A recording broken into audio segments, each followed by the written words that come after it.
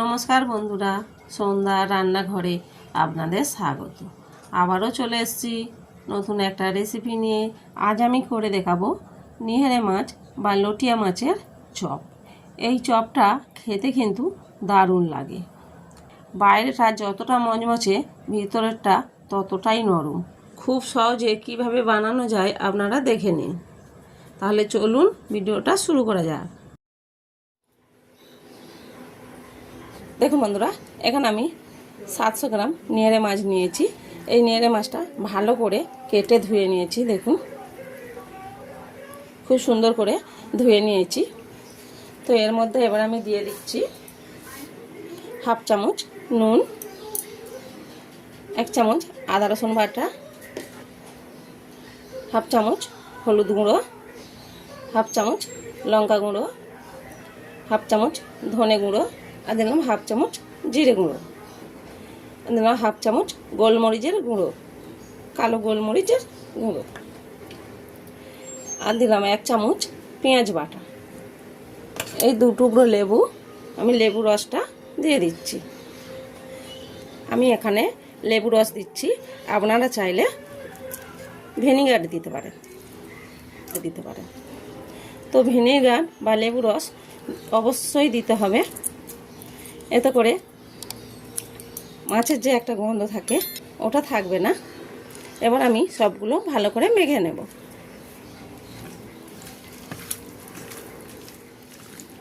দেখুন বন্ধুরা, ভালো করে মাখানো হয়ে গেছে।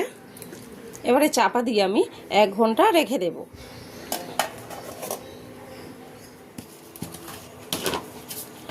এখানে আমি একটা বাটি নিয়েছি, এর মধ্যে আমি নিয়ে নিচ্ছি এরাউট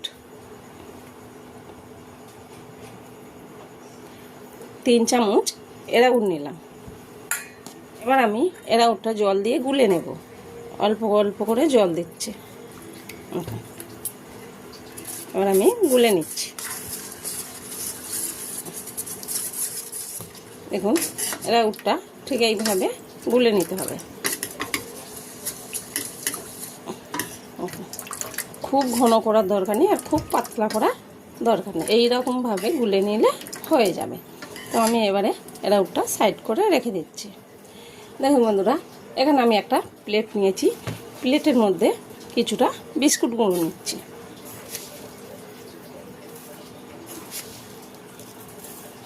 নিয়ে নিলাম।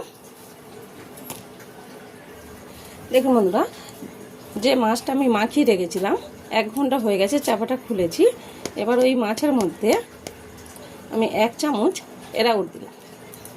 আবার ও মাছটা এরাউটের সাথে খুব ভালো করে মাখিয়ে নেব। এরাউটটা দিলাম যেহেতু এখানে জল জল হয়ে গেছে, জলটা টেনে নেবে কিছুটা। খুব ভালো করে মাখানো হয়ে গেছে। দেখুন বন্ধুরা, এখানে আমি যে মাছটা মাখিয়ে নিয়েছিলাম, এই মাছটা আমি একটা কাঁটা চামচের সাহায্যে তুলে এরাউটের মধ্যে দিলাম না, কিন্তু বিস্কুট গুঁড়োর মধ্যে দিয়ে দিলাম। এটা আমি একবার খুব ভালো করে বিস্কুট গুঁড়োর সাথে মিশিয়ে নেব।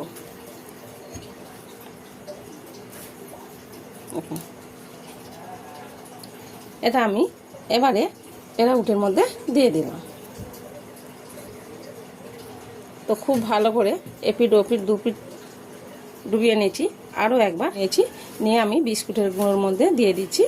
তো দেখতে পাচ্ছেন আপনারা, আমি 2 বার কিন্তু বিস্কুটের গুঁড়োর মধ্যে দিয়ে দিলাম।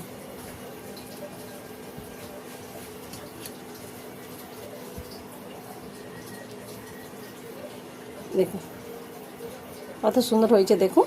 তো এখানে আমি একটা থালা নিচ্ছি, থালার মধ্যে রেখে দিচ্ছি।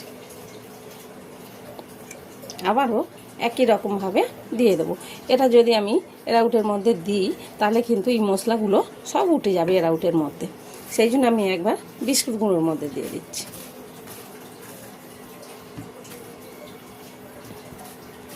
দেখুন, আচ্ছা, আমি এখানে দিয়ে দিলাম। দেখুন, এরাউটের মধ্যে আরও 1 পিঠ উল্টে দেবো। এইভাবে কাঁটা চামচের সাহায্যে তুলে নেব। এইভাবে বিস্কুট গুঁড়োর মধ্যে দিয়ে দেবো। দেখুন, এইভাবে কিন্তু মাছগুলো বিস্কুট গুঁড়ো দিয়ে চেপে চেপে মাখিয়ে নিতে হবে।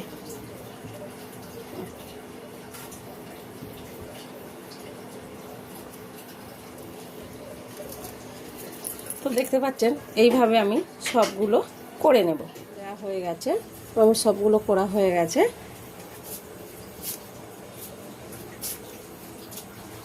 দেখুন কত সুন্দর হয়েছে, দেখুন দেখুন। তো সবগুলো হয়ে গেছে, এবারে চলে যাচ্ছি। যে মাছটা আমি বিস্কুট গুঁড়ো দিয়ে করে নিলাম, ওই মাছটা ভেজে নেব। তো এখানে আমি একটা কড়ার মধ্যে কিছুটা তেল গরম করতে দিয়েছি। তেল গরম হয়ে গেছে, এবার আমি একটা একটা করে ছেড়ে দেব।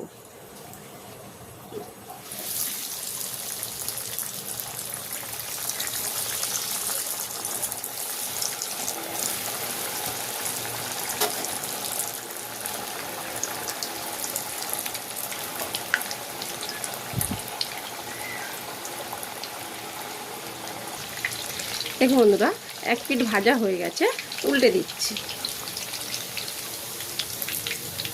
দেখুন এরকমভাবে মাছগুলো এক পিঠ ভাজা হয়ে গেলে আস্তে আস্তে উল্টে দিতে হবে।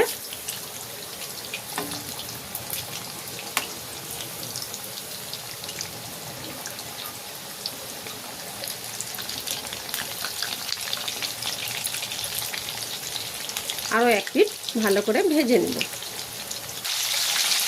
দেখুন বন্ধুরা, উল্টে পাল্টে আমি দু পিঠটা ভালো করে লালচে করে ভেজে নিয়েছি। দেখুন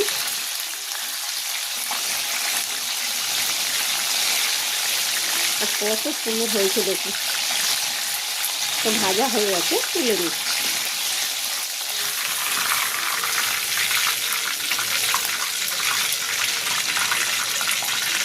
দেখুন তেলটা ঝরিয়ে নিচ্ছি।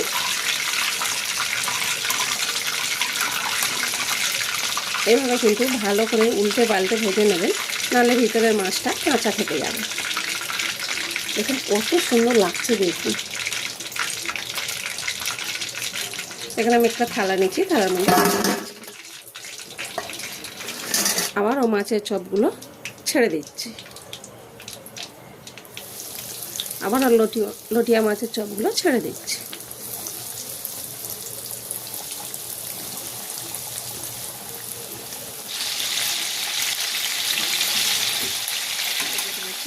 এবার আমি তুলে নিচ্ছি।